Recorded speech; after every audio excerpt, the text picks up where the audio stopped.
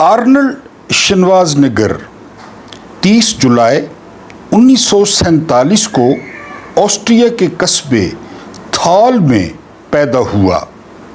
وہ ایک نیچرل پہلوان تھا۔ اس نے باڈی بلڈنگ شروع کی اور 20 سال کی عمر میں مسٹر یونیورس بن گیا۔ وہ آسٹریا کی فوج میں بھرتی ہوا۔ آسٹریا میں اس کا مستقبل بہت روشن تھا، لیکن ایک دن اس نے امریکہ جانے کا فیصلہ کر لیا۔ اس کے دوستوں نے اسے روکنے کی بہت کوشش کی، لیکن اس کا کہنا تھا مسٹر یونیورس کو وہاں جانا چاہیے جہاں سے یونیورس اصل میں شروع ہوتی ہے۔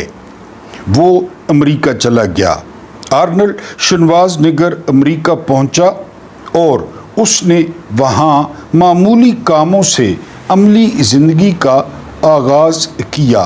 پہلے اپنے ناظرین پہ وعدے کر دوں کہ اگر نام کے تلفظ میں کوئی غلطی ہے تو وہ معاف کر دیں، لیکن آپ پہچان گئے ہوں گے میں کس کا ذکر کر رہا ہوں۔ وہ ان کاموں سے ہوتا ہوا ہالی ووڈ پہنچ گیا۔ ہالی ووڈ میں اسے اس وقت بریک ملی جب اسے ٹرمینیٹر جیسی شورۂ آفاق فلم مل گئی۔ ٹرمینیٹر اپنے دور کی بین الاقوامی فلم ثابت ہوئی۔ اس فلم سے آرنلڈ نے کروڑوں ڈالر کمائے۔ اس فلم کے بعد اس کا شمار ہالی ووڈ کے سب سے زیادہ معاوضہ لینے والے اداکاروں میں ہونے لگا۔ اس کے گھر کے سامنے فلم سازوں کی لائنیں لگ گئیں۔ 1986 میں اس نے ماریا کے ساتھ شادی کی اور اللہ تعالیٰ نے اسے 2 بیٹیوں اور 2 بیٹوں سے نوازا۔ 2001 تک وہ محض ایک اداکار اور سپر سٹار تھا، لیکن اپریل 2001 میں اس کی ملاقات کارل روتھ سے ہوئی۔ کارل صدر بش کا سیاسی مشیر تھا۔ کارل نے آرنلڈ کو مشورہ دیا، ہم لوگ کیلیفورنیا کے لیے نیا گورنر تلاش کر رہے ہیں، تم سیاست میں کیوں نہیں آتے؟ آرنلڈ کے لیے یہ ایک حیران کن پیشکش تھی۔ اس نے گھبرا کر جواب دیا، میں ایک باڈی بلڈر اور اداکار ہوں۔ کیا تم یہ سمجھتے ہو کیلیفورنیا جیسی بڑی ریاست چلا سکتا ہوں؟ کارل نے مسکرا کر اس کی طرف دیکھا اور ہاتھ پر ہاتھ رگڑ کر بولا، تجربہ کرنے میں کیا حرج ہے؟ کارل نے تجربہ کیا، آرنلڈ کو ریپبلکن پارٹی کے ٹکٹ پر کیلیفورنیا میں الیکشن لڑایا اور حیرت انگیز طریقے سے آرنلڈ وہ الیکشن جیت گیا، جس کے بعد 17 نومبر 2003 کو اس کی زندگی نے ایک اور کروٹ لی۔ اس نے کیلیفورنیا کے گورنر کی حیثیت سے حلف اٹھایا اور وہ اس ریاست کا بادشاہ بن گیا، جس میں اس نے مزدور کی حیثیت سے زندگی کا آغاز کیا تھا۔ کیلیفورنیا نہ صرف امریکہ بلکہ دنیا کی امیر ترین ریاست ہے۔ کیلیفورنیا دنیا میں دولت کے لحاظ سے 5ویں نمبر پر آتی ہے۔ پہلے نمبر پر امریکہ ہے، دوسرے نمبر پر جاپان، تیسرے نمبر پر جرمنی، چوتھے نمبر پر برطانیہ اور 5ویں نمبر پر کیلیفورنیا ہے۔ کیلیفورنیا کے بعد فرانس کا نمبر آتا ہے اور فرانس کے بعد باقی پوری دنیا۔ آپ نے اکثر ریاست کے اندر ریاست کا محاورہ سنا ہوگا، اسٹیٹ ود ان اسٹیٹ۔ یہ محاورہ کیلیفورنیا سے شروع ہوا تھا۔ کیلیفورنیا در حقیقت ریاست کے اندر ایک مضبوط ترین ریاست ہے۔ دنیا کی 3 بڑی انڈسٹریاں، فلم، کمپیوٹر اور جوا خانے کیلیفورنیا میں ہیں۔ صرف مہینے میں اربوں ڈالرز کا یہاں پہ جوا ہوتا ہے اور آرنلڈ اس کیلیفورنیا کا گورنر ہے۔ آرنلڈ کے بارے میں کہا جاتا ہے یہ دنیا کا واحد شخص ہے جو کاغذ کے ایک ٹکڑے پر دستخط کر کے 1 منٹ میں کسی بھی شخص کو 1 ارب پتی بنا سکتا ہے، اور ایسا کرتے ہوئے اسے 1 منٹ لگے گا۔ یہ پارلیمنٹ سے ایک قانون پاس کر کے سینکڑوں ارب پتیوں کو فٹ پاتھ پر بھی لا سکتا ہے۔ آرنلڈ 21ویں صدی کا قارون بھی کہلاتا ہے کہ آرنلڈ 21ویں صدی کا مشہور و معروف قارون ہے۔ اسے دنیا کے طاقتور ترین انسان کا خطاب بھی مل چکا ہے، مگر دنیا کے اس طاقتور ترین انسان کے ساتھ جنوری 2006 میں ایک عجیب واقعہ پیش آیا۔ جنوری کے آخر میں اس نے اپنی ہارلے ڈیوڈسن موٹر سائیکل نکالی، موٹر سائیکل کے ساتھ چھوٹی ٹرالی لگائی، اس ٹرالی میں اپنے 13 سالہ بیٹے پیٹرک کو بٹھایا اور سیر پر نکل گیا۔ سیر کے دوران اس کی موٹر سائیکل دیوار سے ٹکرا گئی۔ آرنلڈ اور اس کا بیٹا شدید زخمی ہو گئے۔ پولیس فوراً موقع پر پہنچ گئی۔ کیلیفورنیا کے قانون کے مطابق آرنلڈ سے ڈرائیونگ لائسنس طلب کیا گیا۔ گورنر نے پولیس کو لائسنس پیش کر دیا۔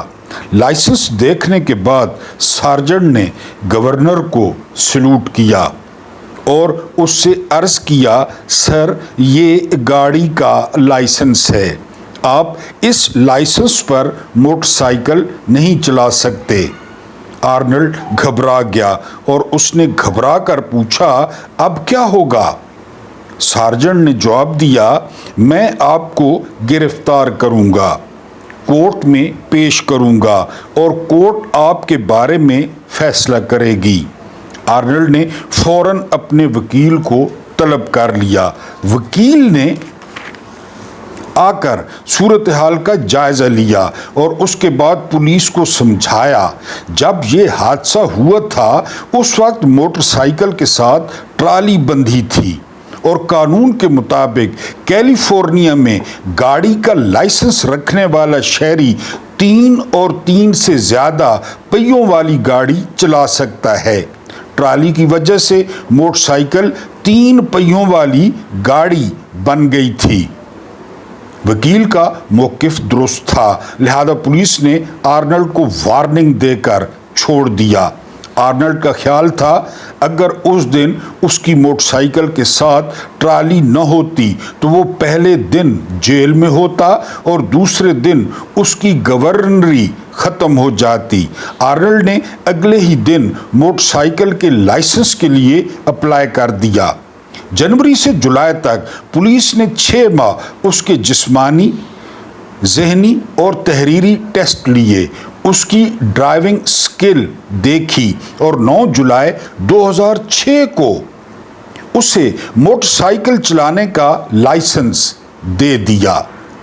میں نے گزشتہ روز امریکہ کے ایک اخبار میں آرنلڈ کی تصویر دیکھی۔ آرنلڈ کے دائیں ہاتھ میں ڈرائیونگ لائسنس تھا اور وہ فاتحانہ انداز سے کیمرے کی طرف دیکھ رہا تھا۔ میں یہ تصویر دیکھ کر مسکرا اٹھا۔ میرے ساتھ میرے ایک دوست بیٹھے تھے، انہوں نے مسکرانے کی وجہ پوچھی تو میں نے انہیں جواب دیا، یہ تصویر بتاتی ہے امریکہ آج سپر پاور کیوں ہے۔ وہ خاموشی سے میری طرف دیکھتے رہے۔ میں نے عرض کیا، اول امریکہ کا طاقتور ترین انسان بھی ڈرائیونگ لائسنس کے بغیر موٹر سائیکل نہیں چلا سکتا۔ دوم، کیلیفورنیا کے گورنر کو بھی تحریری، زبانی اور عملی ٹیسٹ کے بغیر لائسنس نہیں ملتا، اور سویم اگر لاس اینجلس کے ایک عام شہری کو 6 ماہ میں لائسنس ملتا ہے تو گورنر کو بھی لائسنس کے لیے 6 ماہ انتظار کرنا پڑتا ہے۔ میرے دوست خاموشی سے سنتے رہے۔ میں نے عرض کیا آپ یہ تصویر دیکھیں اور اس کے بعد اپنے حکمرانوں کا پروفائل نکالیں۔ پاکستان کی کابینہ کے 40 ارکان کے پاس ڈرائیونگ لائسنس نہیں ہے، لیکن یہ لوگ روز گاڑی چلاتے ہیں اور آج تک پولیس کے کسی اہلکار کو انہیں روکنے اور ان سے لائسنس طلب کرنے کی جرت نہیں ہوئی۔ میں نے عرض کیا اور اگر یہ لوگ لائسنس بنوانا چاہیں تو مجھے یقین ہے پولیس آدھے گھنٹے میں لائسنس لے کر ان کے گھر حاضر ہو جائے گی، اور اگر یہ لوگ موٹر سائیکل کے لائسنس پر ہوائی جہاز چلانا چاہیں تو بھی انہیں کوئی شخص نہیں روکے گا۔ میں نے عرض کیا قانون وہ بنیادی اصول ہوتا ہے جو چھوٹے چھوٹے قصبوں کو لاس اینجلس جیسے شہروں اور چھوٹی چھوٹی ریاستوں کو کیلیفورنیا جیسی امیر ترین اسٹیٹس میں تبدیل کرتا ہے، جو قوموں کا مستقبل طے کرتا ہے۔ قانون پہاڑ کی وہ چوٹی، سمندر کا وہ کنارہ اور زمین کا وہ کونا ہوتا ہے جہاں سے آنے والے کل کے سورج طلوع ہوتے ہیں، جہاں سے قومیں اور ان کے آنے والے دن جنم لیتے ہیں۔ لیکن بدقسمتی سے ہمارے ملک میں ایسا کوئی کونا، ایسا کوئی کنارہ اور ایسی کوئی چوٹی نہیں جہاں سے ہمارا کل طلوع ہو سکے۔ ہماری بنیادوں میں اصول اور قانون کا کوئی ایسا پتھر، کوئی ایسی اینٹ بھی نہیں جس پر ہم ترقی اور خوشحالی کی عمارت تعمیر کر سکیں۔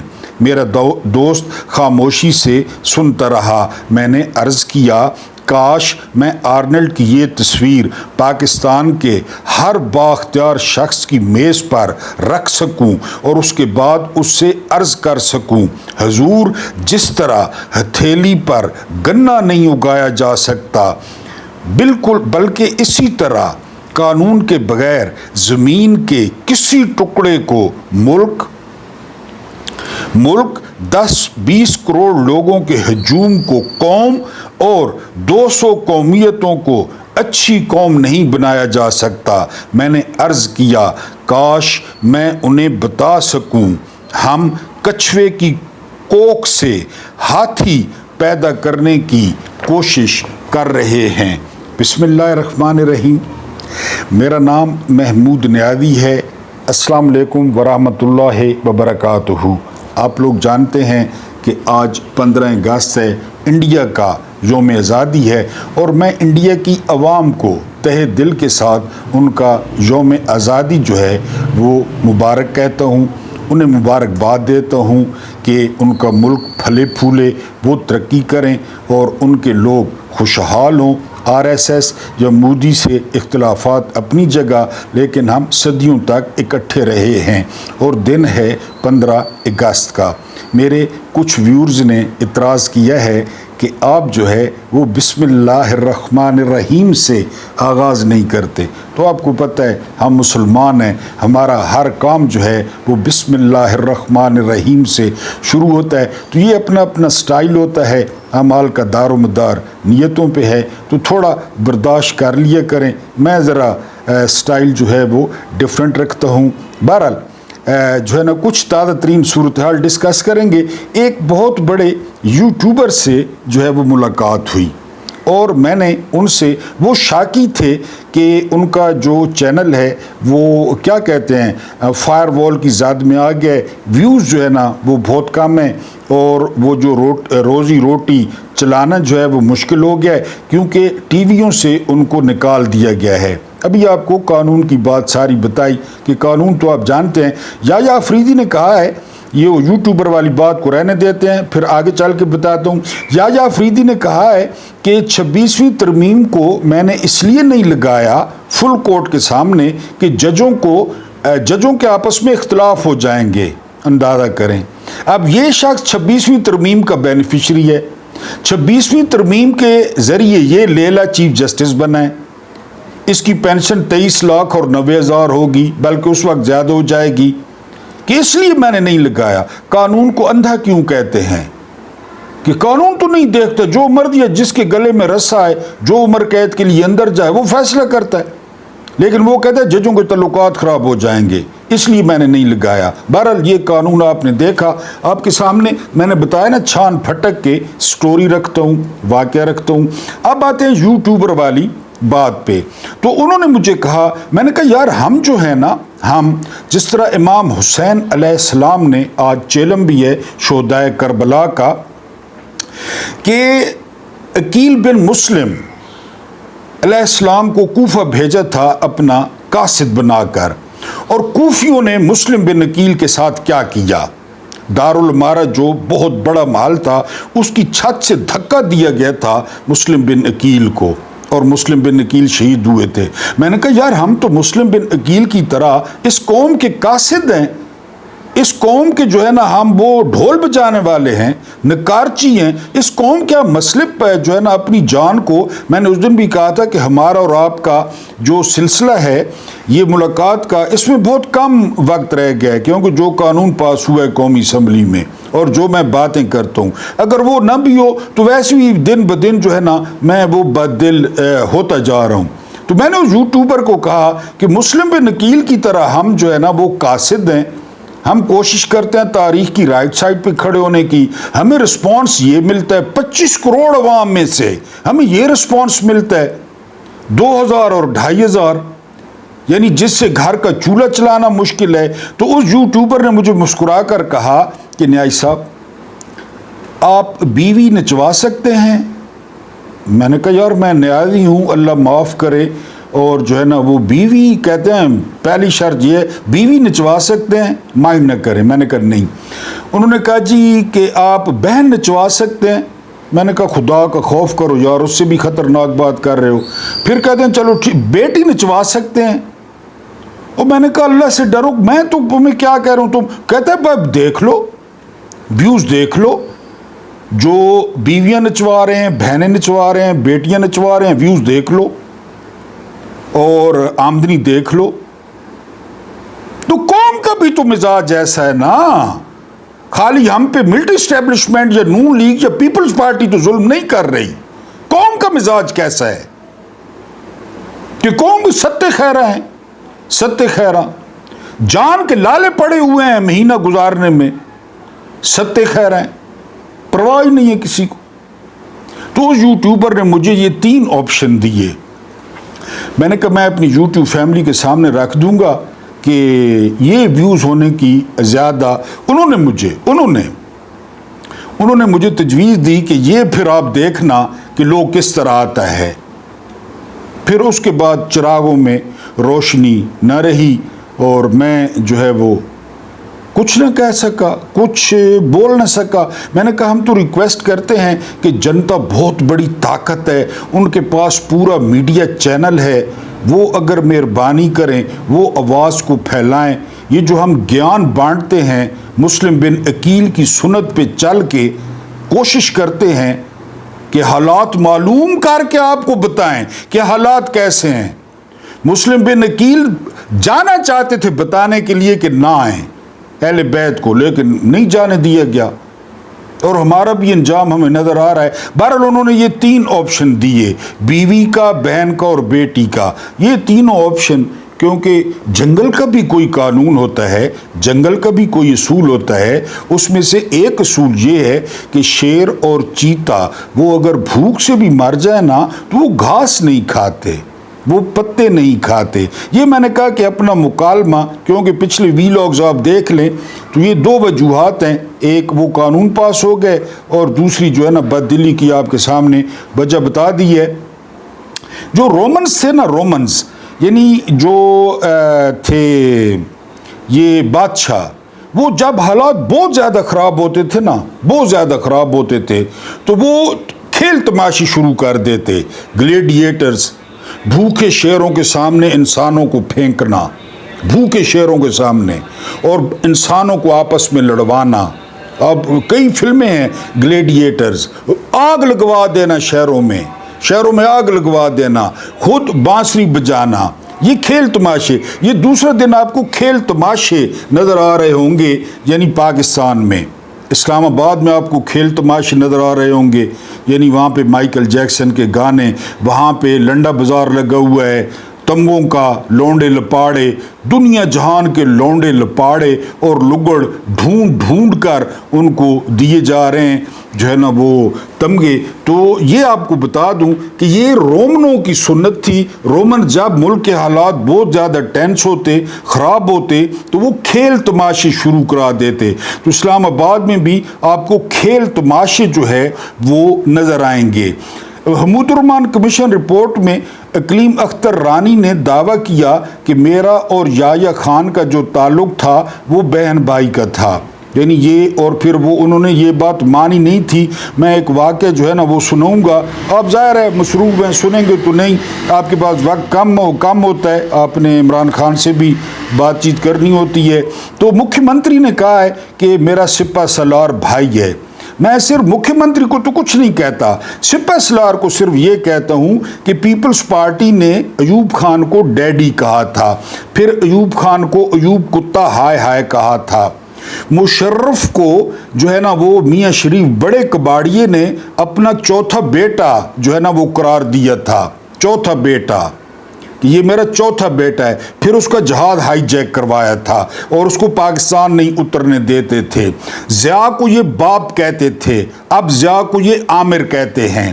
میں نے صرف یاد کرانا تھا سپہ سالار بھائی کو کہ یہ ایسی جگہ پر جا کر مارتے ہیں کہ بندہ پانی نہیں مانگ سکتا، پانی نہیں پی سکتا۔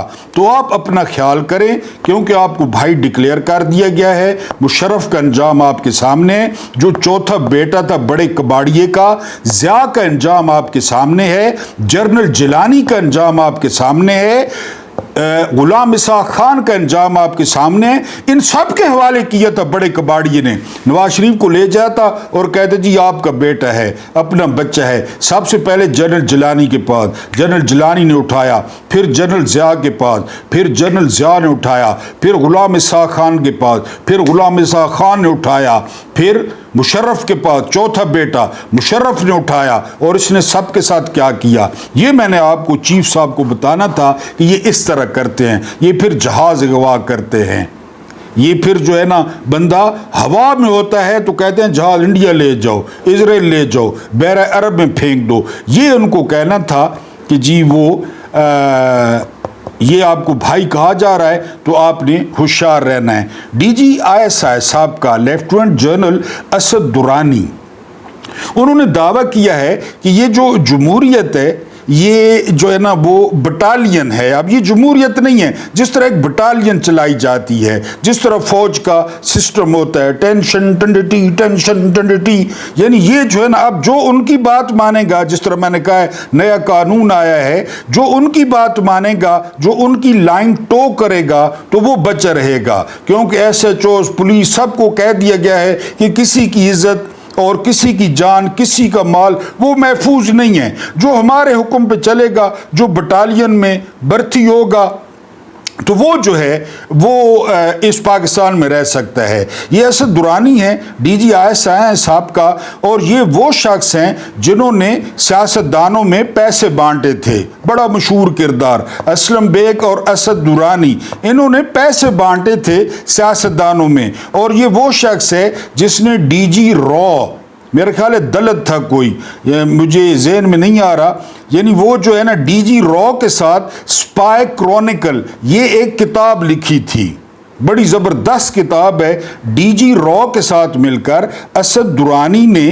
جو ہے وہ سپائی کرونیکل لکھی تھی۔ انہوں نے قرار دیا ہے، میں نہیں کہہ رہا کہ پاکستان میں کوئی جمہوریت نہیں، پاکستان کوئی جمہوری ملک نہیں، یہ بٹالین ہے، یہ 25 کروڑ کی بٹالین ہے، اور میں نے بتا دیا ہے کہ بٹالین تو واقعی ہے، ہر لحاظ سے بٹالین ہے، یعنی وہ مائنڈ نہ کریں تو ذہن میں لائیں کہ بیوی بہن اور بیٹی، یہ آپ لوگ ذہن میں لے آئیں تو بٹالین تو یہ ہے۔ یہ اسد درانی نے کہا ہے۔ اسد درانی کو پرو انڈین سمجھا جاتا چاہتا تھا، وہ انڈیا سے تعلقات کے خواہاں تھے کہ انڈیا کے ساتھ اچھے تعلقات ہونے چاہیے اور ہونے چاہیے۔ اب یہ جو پردھان منتری ہے یہ انڈیا کا گوبر خور، یہ کہہ رہا ہے کہ لہو اور پانی ساتھ ساتھ نہیں بہہ سکتے۔ یہ آر ایس ایس کا نظریہ ہے، یہ آر ایس ایس کا گنڈا ہے، یہ آر ایس ایس کا بدماش ہے۔ ورنہ انڈیا اور پاکستان یہ اپنے عوام پر توجہ دیں، اپنی عوام کی ویل بینگ پہ توجہ دیں، اپنی عوام کی بھلائی پر کام کریں تو بہت کچھ ہو سکتا ہے۔ لیکن یہ آر ایس ایس کا نظریہ ہے، انڈیا کے لوگوں کو پتہ نہیں کیا ہو گیا ہے کہ وہ تیسری دفعہ اس درندے کو جو ہے وہ منتخب کر رہے ہیں۔ وہ کہتا ہے کہ خون اور پانی اکٹھا نہیں بہہ سکتا، ہم سندھ طاس معاہدے کو نہیں تسلیم کرتے، ہم پانی کا ایک قطرہ بھی وہ پاکستان کو نہیں دیں گے۔ بہرحال یہ دیکھا جائے گا مودی صاحب کے کون نہیں دیتا ایک بوند قطرہ، کیونکہ خالی جو ہے نا یہاں پہ فوج نہیں ہے، یہ 25 کروڑ کا ملک ہے۔ اور آپ نے ابھی دیکھ لیا جھڑپ میں جو دنیا میں آپ کا پجامہ جو آپ پہنتے ہیں، پجامہ اتار کے ڈونلڈ ٹرمپ نے آپ کے سر پہ باندھ دیا ہے، جس طرح سکھ بھائی ہمارے پگڑی باندھتے ہیں، تو آپ کا تو پجامہ ہے ہی نہیں۔ ذرا سی ہوا آتی ہے اور آپ کی قمیض اوپر ہو جاتی ہے، کبھی آپ آگے ہاتھ رکھتے ہیں، کبھی آپ پیچھے ہاتھ رکھتے ہیں۔ تو بہرحال آپ دیکھ لیں گے، دیکھا جائے گا۔ یہاں پہ صرف فوج جو ہے نا وہ نہیں کرتی، فیصلہ نہیں کرتی، یہاں پہ اور بھی بہت سارے لوگ ہیں جن کی تعداد 25 کروڑ ہے۔ ہاں یہ ایک علیحدہ بات ہے جو میں نے ویورشپ میں بتا دی۔ بہرحال پبلک پالیسی کا جو سروے ہے، اس سروے میں جولائی میں یہ سروے ہوا ہے، اس کے مطابق یہ پنجاب کا سروے ہے۔ لاہور ہمارا قلعہ ہے، پنجاب ہمارا گڑھ ہے، پنجاب ہمارا تندور ہے، پنجاب ہمارا بٹھا ہے، پنجاب ہماری اتفاق فاؤنڈری ہے۔ 56% اکثریت کے ساتھ عمران خان بہت آگے ہیں، بلکہ بہت آگے ہیں، کوئی نیڑے کوئی نہیں، 56%۔ دوسری نمبر پہ ہے یہ چور لیگ، یہ ننگی لیگ، اور اس کی جو مقبولیت ہے وہ ہے 17%۔ کہاں پہ 56%، کہاں پہ 17%۔ تیسرے نمبر پہ کون ہے؟ جی ٹی ایل پی۔ سعد بھائی ویسے تو سوئے ہوئے ہیں، مدنی مسجد گر گئی، وہ سعد بھائی کو ظاہر ہے آپ ادھر سے نئے سیل ڈلیں گے تو وہ کچھ کریں گے۔ اگر عمران کا دور ہوتا تو سعد بھائی کپڑے اتار چکے ہوتے، پاگ اتار چکے ہوتے، اور یہودی ایجنٹ اور سڑکوں پہ خون اور پسینہ ہوتا۔ بہرحال ابھی وہ سوئے ہوئے ہیں۔ تیسرے نمبر پہ ٹی ایل پی ہے۔ چوتھے نمبر پہ جن کو تمغہ ملا ہے وہ جو درمیانہ ہے پیپلز پارٹی کا، چوتھے نمبر پہ بلاول صاحب ہیں، پیپلز پارٹی ہے۔ اور منافقوں کے جو سردار ہیں، میرے بڑے فیوریٹ تھے کسی دور میں جب کراچی میں تھے، حافظ صاحب، یہ منافقوں کے سردار، یہ آخری نمبر پہ ہیں 2% کے ساتھ، یہ 2% کے ساتھ آخری نمبر پہ ہیں جماعت اسلامی۔ بہرحال عمران خان جو ہے وہ 56% برتری کے ساتھ وہ پورے پاکستان کے لیڈر ہیں، وہ پورے پاکستان کے جو ہے وہ رہنما ہیں۔ اور یہ پبلک پالیسی کا لیٹسٹ جو ہے وہ سروے ہمیں بتا رہا ہے۔ ایک دفعہ جو ہے وہ جنرل رانی نے، وہ بہن بھائی کہ ہم بہن بھائی ہیں، جنرل رانی نے جنرل یحییٰ سے جو ہے نا وہ شکوہ کیا کہ فلاں بیوروکریٹ پہ میں عاشق ہوں، فلاں بیوروکریٹ پہ کوئی سیگل تھے، فلاں سیگل پہ میں عاشق ہوں لیکن وہ لفٹ نہیں کراتا۔ تو جنرل یحییٰ نے کیا کیا؟ جنرل یحییٰ نے ایک کمرے میں جنرل رانی اور اس سیگل کو بند کر دیا اور باہر سے تالا لگا کے چابی اپنے پاس رکھ لی کہ صبح تک ان کے آگے سے تالا نہیں کھولنا۔ یعنی یہ جنرل رانی جو ہے وہ جس سیگل پہ عاشق تھی۔ بہرحال صرف میں نے یہ بتانا ہے سپہ سالار صاحب کو کہ یہ بہن سے جو ہے نا وہ آپ نے ہوشیار رہنا ہے، کیونکہ بقول پیر پگارا کہ جب ان کے پاس اقتدار نہیں ہوتا تو یہ تلوے چاٹتے ہیں، اور جب ان کے پاس اقتدار ہوتا ہے تو یہ گریبان سے ہاتھ ڈالتے ہیں، گریبان میں ہاتھ ڈالتے ہیں۔ میری کوئی بات بری لگی ہو تو اس کے لیے بہت معذرت، کیونکہ میں نے کہا نا کہ ہمارا اور آپ کا ساتھ اب بہت تھوڑا رہ گیا ہے، اور آپ یاد کیا کریں گے کہ ایک مسلم بن عقیل کی طرح قاصد ہمیں بتاتا تھا کہ پانی شہروں کی طرف بڑھ رہا ہے، لیکن ہم کہتے تھے ٹھیک ہے جی بڑھ رہا ہے، ہمارا کیا ہے۔ اللہ پاک آپ کو آسانیاں عطا فرمائے، آسانیاں بانٹنے کی توفیق عطا فرمائے۔ میرا رب کریم آپ کے اور میرے مرحومین کی مغفرت فرمائے، ان کے ساتھ عدل کا نہیں رحم کا اور احسان کا معاملہ فرمائے۔ مجھے برداشت کرنے کا بہت بہت شکریہ.